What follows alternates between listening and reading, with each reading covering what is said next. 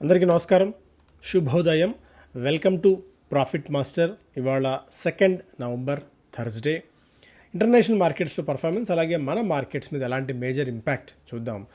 So అందరూ అనుకున్నట్టుగానే యుఎస్లో వడ్డీ రేట్లలో ఎలాంటి మార్పులు చేయకుండా US fed chief Jerome Powell నిర్ణయం తీసుకున్నారు.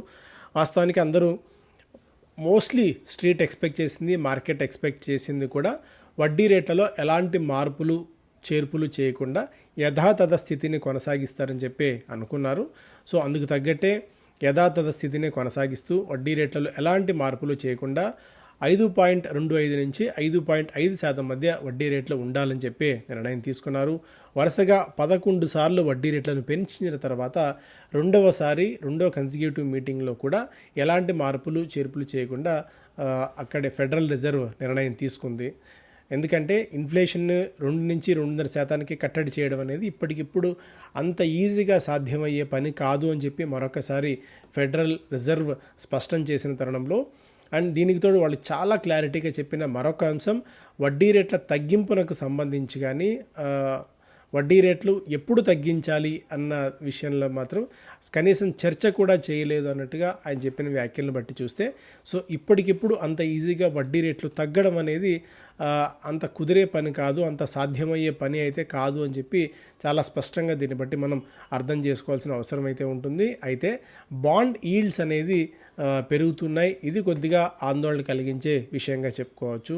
5% పైగా బాండ్ ఈల్డ్స్ చేరుకోవడం అనేది చాలా టెన్షన్ పెట్టించే అంశం. US 10-year బాండ్ ఈల్డ్స్ 4.7% కొద్దిగా తగ్గి 5% పైన ఉండేవి, ఆల్మోస్ట్ 5% దగ్గర అవి కొద్దిగా ఇవాళ క్షీణించినప్పటికీ కూడా బాండ్ ఈల్డ్స్ ఈ స్థాయిలో ఉండడం అనేది కొద్దిగా ఆందోళన కలిగించే అంశం. దాని మీద ఎలాంటి వ్యూ తీసుకుంటారు, ఎలాంటి వ్యూ ఫెడరల్ రిజర్వ్ తీసుకుంటుందన్న దాన్ని ఇక్కడ ఆధారపడి ఉంది. నిన్న ఈ వార్తల నేపథ్యంలో యూఎస్ మార్కెట్స్లో కొద్దిగా అప్సైడ్ చూసాం. నాస్డాక్ 1.6%, S&P 500 1.05%, డౌ జోన్స్ 0.7% మేర లాభపడ్డాయి. ఆయిల్ కొద్దిగా బలహీనపడింది. ఆయిల్ $87 దగ్గర ట్రేడ్ అవుతుంది. గోల్డ్ కూడా కొద్దిగా బలహీనత చూసాం. $93 దగ్గర as of now gold trade అవుతూ వస్తుంది. సో మేజర్గా ఇంటర్నేషనల్ మార్కెట్స్ నుంచి ఉన్న అప్డేట్స్ ఇవి. ఎంతకాలం చాలా రోజుల నుంచి ఈ ఫెడ్ చీఫ్ ఎలాంటి మాటలు మాట్లాడతారు, ఏదన్నా వడ్డీ రేట్ల తగ్గింపు ఏదైనా ఉంటుందా, పెంపు గురించి ఆలోచించే పరిస్థితి లేదు, వడ్డీ రేట్ల తగ్గింపు ఏదైనా ఉంటుందా అన్న ఒక ఆశ ఉండేది. బట్ ఆ ఆశ కూడా ప్రస్తుతానికైతే లేదు. As of now SGX Nifty like gift Nifty చూస్తేనేమో ఒక 30-35 పాయింట్స్ ప్లస్లో ట్రేడ్ అవుతుంది. మన మార్కెట్స్ కూడా కొద్దిగా ఇవాళ గ్యాప్ అప్ ఓపెనింగ్ కోసం సిద్ధమవుతున్నాయి.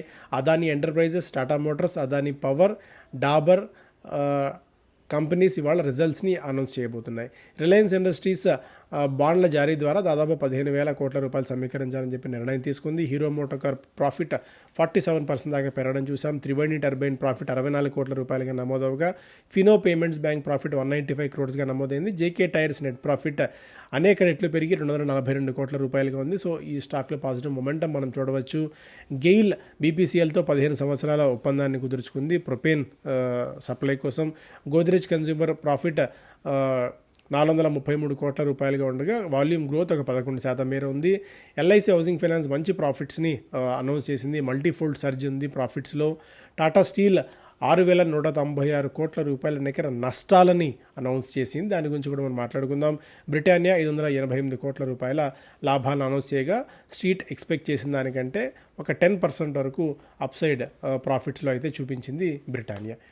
ఎకనామిక్ టైమ్స్ ఫస్ట్ పేజ్లో October pest most macro indicators enter party zone. So ఇక్కడ పాజిటివ్ పాయింట్స్ చాలా ఉన్నాయి, నెగిటివ్ పాయింట్స్ కూడా కొద్ది గొప్ప ఉన్నాయి.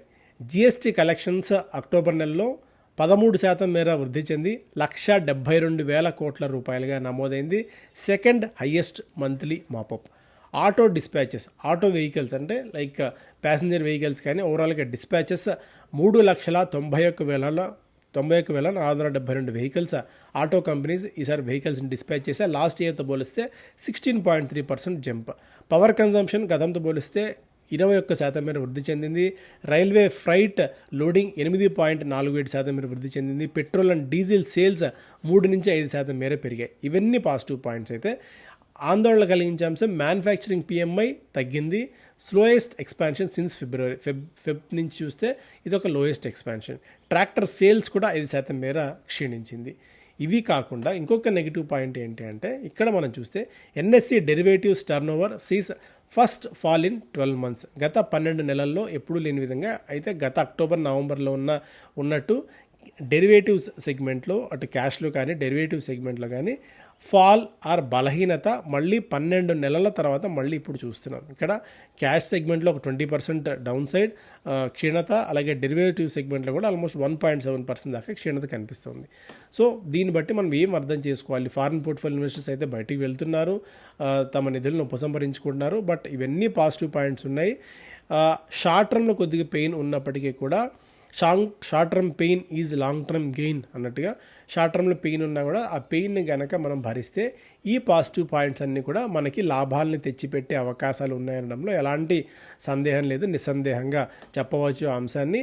బట్ క్వాలిటీ స్టాక్స్లో ఉండాలి. Quality quality quality, that is the single mantra or ఏకైక మంత్రం మనం పఠించాలి. Big FMCG bite gives teeth to revival recipe. Apollo bets big on private credit space in India. So ఇవన్నీ ఓకే. అండ్ రూపీ బలహీన పడుతూనే ఉంది. ఇది కూడా ఒక negative factor. Rupee 83 rupees 29 paise దగ్గర యాజ్ ఆఫ్ నో ఉంది వెన్ కంపేర్డ్ విత్ డాలర్. అటువైపు క్రూడ్ తగ్గుతూనే ఉంది, అదొక పాజిటివ్ అంశం. క్రూడ్ పెరగట్లేదు, బట్ బాండ్ డీల్స్ ఒకటి పెరుగుతున్నాయి. ఎఫ్ఐఎస్ నిధుల ఫ్లో ఇక్కడి నుంచి బాగా పెరుగుతుంది. స్పెసిఫిక్ సెక్టార్స్లో వాళ్ళు ఎప్పటికప్పుడు బయటపడుతున్నారు. అందువల్ల ఇండస్ట్రీ మూమెంట్స్కి తగ్గట్టు ఇండస్ట్రీ యాక్టివిటీని కూడా మనం గమనిస్తూ ఎప్పటికప్పుడు డెసిషన్స్ తీసుకోవాల్సి ఉంటుంది. సో దివాళీకి ముందు రోజు నవంబర్ 11వ తారీఖున మనం ఆన్లైన్ సెషన్ ఏర్పాటు చేస్తున్నాము. ఆన్లైన్ సెషన్ ఇది దేశవ్యాప్తంగా కాదు, ప్రపంచవ్యాప్తంగా మీరు ఏ మూలలో ఉన్నా కూడా ఆన్లైన్ సెషన్కి అటెండ్ అయ్యే అవకాశం ఉంటుంది. ఆ డీటెయిల్స్ అన్నీ కూడా మీకు మన యూట్యూబ్లో కింద డిస్క్రిప్షన్లో లింక్లో పెడతాను, ఒకసారి చూడండి. తప్పకుండా హాజరయ్యే ప్రయత్నం చేయండి. టాటా స్టీల్ 6,511 కోట్ల రూపాయల నికర నష్టాలను అనౌన్స్ చేసింది. ఎందుకంటే వాళ్ళు యూకే ఆపరేషన్స్లో ఒక వన్ టైం కాస్ట్ ఒకటి వచ్చి పడ్డాయి, ఇంపైర్మెంట్ కాస్ట్లు. దానివల్ల ఈ నష్టాలని కంపెనీ ప్రకటించింది. దానికి తోడు రెవెన్యూ కూడా కొద్దిగా బలహీనంగా ఉంది. ఎల్ఐసి ప్రాఫిట్ 4 రెట్లు పెరిగింది. గతంలో 300 కోట్ల రూపాయలుగా ఉన్న లాభం ఇప్పుడు దాదాపు 1,200 కోట్ల రూపాయల నికర లాభాలను పెరిగింది. ఇన్కమ్ కూడా 35% దాకా జంప్ చూసాం. ప్యాసింజర్ వెహికల్ సేల్స్ రికార్డ్ స్థాయికి పెరగ్గా మారుతి సుజుకి 20% మేర వృద్ధిని నమోదు చేసింది when compared with last year. హుందాయ్ 15% almost, Tata Motors 7%, Mahindra and Mahindra 35%, Toyota 56% మేర వృద్ధిని నమోదు చేశాయి. సో మనకి లిస్టెడ్ స్పేస్లో మారుతి దాదాపు 20% అండ్ మహీంద్రా అండ్ మహీంద్రా 35% దాకా వృద్ధిని నమోదు చేశాయి. టాటా మోటార్స్ బలహీన పడుతోంది. అందుకు ఒకప్పుడు ఉన్నంత ఉత్సాహం మళ్ళీ మనకి టాటా మోటార్స్లో కనిపించట్లేదు. మహీంద్రా అండ్ మహీంద్రా మాత్రం తన జోరును కొనసాగిస్తూనే ఉంది. 2-వీలర్ సేల్స్ కూడా డబుల్ డిజిట్ గ్రోత్ని నమోదు చేయడం అనేది హీరో మోటో కార్ప్కి ఒక పాజిటివ్ అంశంగా ఇక్కడ చూడాల్సిన అవసరం ఉంటుంది. హీరో మోటో కార్ప్ రిజల్ట్స్ కూడా మంచి రిజల్ట్స్ అనౌన్స్ చేసింది. సన్ఫార్మా ప్రాఫిట్ 5% మేర వృద్ధి చెంది 2,376 కోట్ల రూపాయలుగా నమోదైంది. A star may be reborn if Disney sells to Reliance. ఇక్కడ రిలయన్స్ ని అప్రోచ్ అయింది వాల్ట్ డిస్నీ వాళ్ళకున్న ఈ స్టార్ ఇండియా నెట్వర్క్ని విక్రయించడానికి. ఒకవేళ అలాగే స్టార్ ఇండియాని కనుక రిలయన్స్ ఇండస్ట్రీస్ కనుక కొనుగోలు చేసినట్టయితే దాదాపు 115 టీవీ ఛానల్స్ వీళ్ళ బొకేలోకి వస్తాయి. 25,000 కోట్ల రూపాయల ఉన్న ఓవరాల్గా బిజినెస్ వాళ్ళకి ఏదైతే టాప్ లైన్ రెవెన్యూ ఉంటుందో ఆ 25,000 crores ఆఫ్ రెవెన్యూ ఒక్కసారిగా ఒక అతిపెద్ద మీడియా బ్యారన్, ఒక ఎంటర్టైన్మెంట్ హబ్గా అవతరించే అవకాశం ఉంటుంది. వయాకామ్ కానీ వీళ్ళకున్న సపరేట్గా ఏదైనా ఒక ఎంటిటీ కనుక స్టార్ట్ చేసినట్టయితే, ఎందుకంటే దాదాపు 20,000 కోట్ల రూపాయల మేర వీళ్ళది ఉంది స్టార్ది, వీళ్ళది ఒక 5,000 కోట్ల రూపాయల మేర ఉంటుంది. దాదాపు 25,000 crores ఆఫ్ రెవెన్యూని ఇవ్వగలిగే కెపాసిటీ ఉంటుంది. అండ్ దాదాపు 2 లక్షల గంటల లైబ్రరీ కూడా ఉండే అవకాశం ఉంటుంది. డిస్నీ, హాట్స్టార్, జియో సినిమా ఇవన్నీ కలిపి. సో రిలయన్స్ కనుక యాక్సెప్ట్ చేసినట్టయితే వీళ్ళ డీల్ని, రిలయన్స్కి స్టార్కి మధ్య ఒప్పందం కుదిరినట్టయితే సపరేట్ ఎంటిటీలా దీన్ని వీళ్ళు ఫామ్ చేసి కూడా దానికి ఒక మంచి వాల్యూ తీసుకొచ్చే అవకాశం కూడా ఉంటుంది. బట్ వీటికన్నిటి కూడా ఇఫ్స్ అండ్ బట్స్ ఉంటాయి.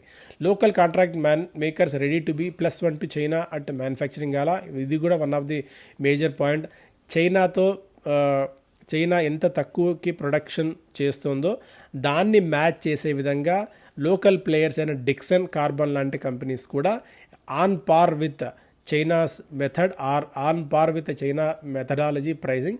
మన వాళ్ళు కూడా సిద్ధమవుతున్నారు. చైనా నుంచి ఆ మెథడ్స్ నేర్చుకొని ఆటోమేషన్ దిశగా వీళ్ళు కంపెనీస్ ప్రయత్నాలు చేస్తుండడం వల్ల డిక్సన్ లాంటి కంపెనీస్కి చాలా బెనిఫిట్ అవుతుంది, అడ్వాంటేజ్ అవుతుంది. మురుగప్ప గ్రూప్ కుటుంబాల మధ్య ఉన్న గొడవలకు విభేదాలకు ఒక పరిష్కారం లభించింది. సయోధ్య రెండు కుటుంబాల మధ్య కుదిరింది. సో అందువల్ల ఈ లిస్టెడ్ కంపెనీస్ ఏవైతే ఉంటాయో వీటికి యాజ్ ఆఫ్ పాజిటివ్ ఇంపాక్ట్ అని చెప్పాం, బట్ నెగిటివ్ ఇంపాక్ట్ అయితే లేదు. బిజినెస్ అండ్ ఫస్ట్ పేలో festivals light up car sales GST collection disinvestment target for FY25 may be lower with no new lofty plan.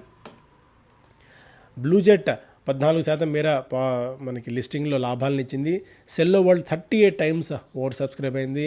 NSDL మనకి మార్కెట్స్లోకి రాబోతుంది November 6వ తారీఖున.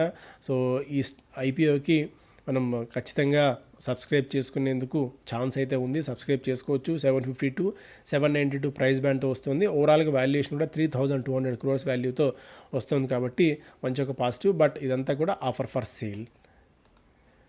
REC highest ever ప్రాఫిట్స్ని నమోదు చేసింది. 3,773 కోట్ల రూపాయల నికర లాభాలని కంపెనీ అనౌన్స్ చేసింది. హీరో మోటోకార్ప్ 47% లాభాలని అందుకోవడం ఇక్కడ చూస్తున్నాము. And persistent all time hit చేసింది. 61% దాకా ప్రాఫిట్స్ ఈ స్టాక్లో. అండ్ అదాని విల్మర్ 4% మేరకు క్షీణించింది.